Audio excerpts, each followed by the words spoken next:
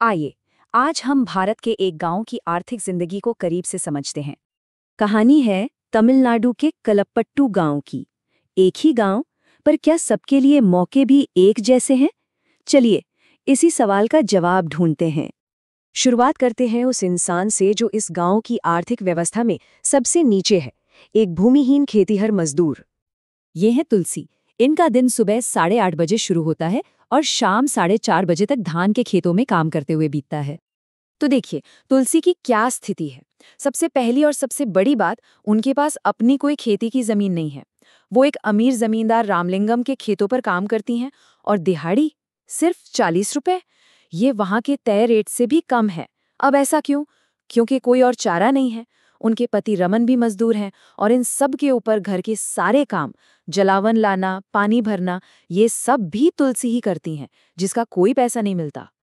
अब तुलसी के काम की एक और सच्चाई देखिए। काम हर रोज नहीं मिलता। जून से दिसंबर तक जब खेतों में रोपाई, निराई, कटाई का सीजन होता है, तब तो काम मिल जाता है। लेकिन जरा सोचिए, जनवरी से मई तक के 5 महीने, इन महीनों में खेत में लगभग कोई काम नहीं होता। मतलब कोई काम नहीं, कोई आमदनी नहीं। और इसी बेबसी का नतीजा ये होता है कि जब कोई मुसीबत आती है, जैसे उनकी बेटी बीमार पड़ गई, तो तुलसी को अपने ही मालिक रामलिंगम से कर्ज लेना पड़ा। और सिर्फ इतना ही नहीं, उन्हें अपनी गाय तक बेचनी पड़ी। मतलब एक इमरजेंसी आपको और गहरे कर्ज के दलदल में धकेल देती है। तो ये तो थी तुलसी की कहानी, जिनके पास जमीन नहीं थी। अब आगे बढ़ते हैं और देखते हैं कि जिसके पास अपनी थोड़ी बहुत जमीन है, उसकी जिंदगी कैसी होती है। मिलिए शेखर से। शेखर के पास अपनी 2 एकड़ जमीन है। वो अपने परिवार के साथ मिलकर खुद ही इस पर खेती करते हैं। फसल भी ठीक ठाक होती है, करीब 60 बोरी धान। लेकिन ये फसल उनके परिवार का पेट सिर्फ 8 महीने तक ही भर पाती है। बाकी के 4 महीनों का क्या? और यहीं से शुरू होता है शेखर का कर्ज का वो चक्र, जिससे निकलना लगभग नामुमकिन है। देखिए, होता क्या है, हर फसल से पहले उन्हें बीज और खाद के लिए एक व्यापारी से कर्ज लेना पड़ता है। फिर जब फसल कटती है तो वो मजबूर होते हैं कि अपना धान उसी व्यापारी को बेचें, जो बाजार से कम दाम देता है।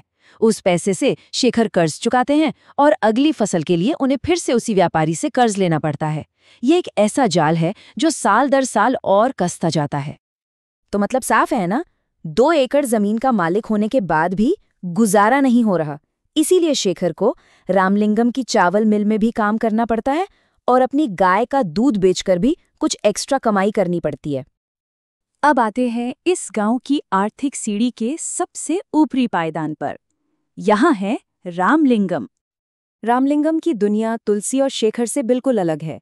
उनके पास 20 एकड़ धान के खेत हैं। सिर्फ खेत ही नहीं, उनकी अपनी चावल मिल है, बीज और कीटनाशक बेचने की दुकान भी है। गांव में वो एक मालिक भी हैं और एक साहूकार भी। ये टेबल इस गांव की पूरी कहानी को एक नज़र में बयां कर देती है। एक तरफ तुलसी, जमीन शून्य और आय का स्रोत सिर्फ दिहाड़ी मजदूरी। बीच में है शेखर, 2 एकड़ जमीन के मालिक, जो खेती के साथ साथ मिल में काम और दूध बेचकर गुजारा करते हैं। और फिर है रामलिंगम, 20 एकड़ जमीन, चावल मिल, दुकान, कर्ज देना। कर्ज की जरूरत को देखिए, तुलसी और शेखर को इमरजेंसी या खेती के लिए कर्ज चाहिए, जबकि रामलिंगम अपने बिजनेस को बढ़ाने के लिए बैंकों से लोन लेते हैं। एक ही गांव में ये 3 अलग अलग आर्थिक हकीकतें हैं। और ये जो कर्ज और अनिश्चितता की कहानी है ना, ये सिर्फ खेती तक ही सीमित नहीं है। यहाँ 2 बिल्कुल अलग तस्वीरें देखिए। एक तरफ है अरुणा का मछुआरा परिवार, जो मॉनसून में काम न होने पर व्यापारी से कर्ज लेता है और फिर अपनी सारी मछली उसी को बेचने पर मजबूर हो जाता है, बिल्कुल शेखर की तरह। दूसरी तरफ है नागालैंड का चिजामी गांव। वहाँ किसान अपनी अपनी जमीन के मालिक तो हैं, लेकिन काम सब मिलकर करते हैं। वो ग्रुप बनाकर बारी बारी से एक दूसरे के खेतों पर काम करते हैं। यहाँ संघर्ष की जगह सहयोग है। तो कलपट्टू की ये कहानियां सिर्फ एक गांव की नहीं हैं, ये पूरे देश की एक बहुत बड़ी हकीकत की झलक हैं। आंकड़े देखिए, ये कोई छोटी मोटी संख्या नहीं है। भारत के ग्रामीण इलाकों में लगभग 40% परिवार, यानी हर 10 में से 4 परिवार तुलसी की तरह ही खेतिहर मजदूर हैं। उनके पास अपनी जमीन नहीं है।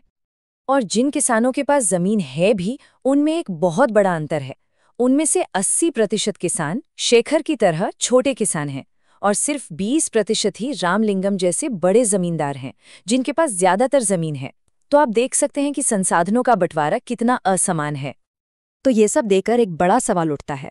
जब देश का एक बड़ा हिस्सा इतनी ज्यादा मेहनत के बाद भी मुश्किल से गुजारा कर पाता है, तो आखिर व्यवस्था में ऐसे कौन से बदलावों की जरूरत है जिससे सबके लिए बराबर मौके बन सकें?